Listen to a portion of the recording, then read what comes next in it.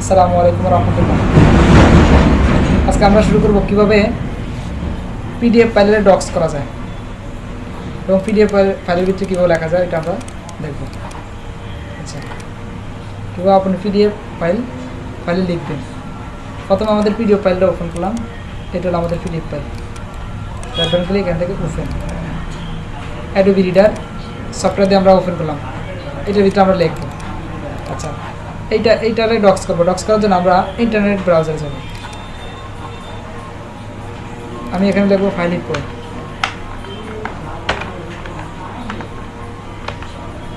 Hippo দেখবো বা দুঃখিত, এখান থেকে আমি এইটা দেখবো কনভার্ট পিডিএফ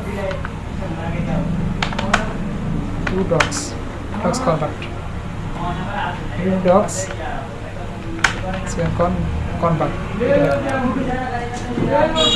এখান থেকে এই পিডিএফ টু ডক্স অপশনে ক্লিক করলাম।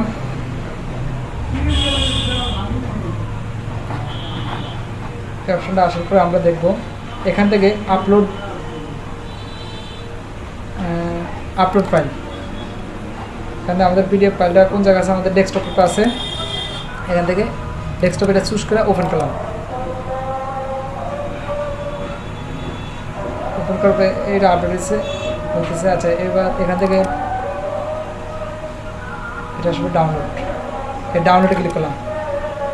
এই অপশনে ডাউনলোডে ক্লিক করলে আসবে অপশন। এই যে এটা ডাউনলোড হইতেছে।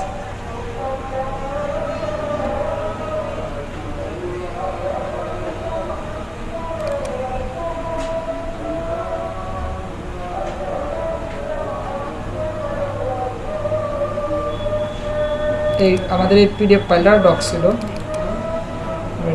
এটার ভিতরে আমরা এখন দেখতে পাচ্ছি।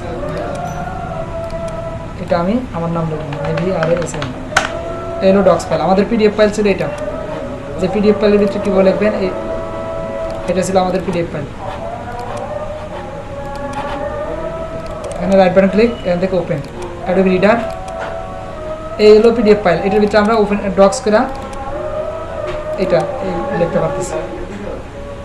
আপনি ইচ্ছে করলে এটা বাদও দিতে পারেন, এই লেখাগুলো বাদও দিতে পারেন বা মুছতে পারেন, আবার মন মতো লিখতে পারেন। এই ছিল আমাদের পিডিএফ এর ক্লাস। আল্লাহ হাফেজ। আসসালামু আলাইকুম রহমতুল্লাহ।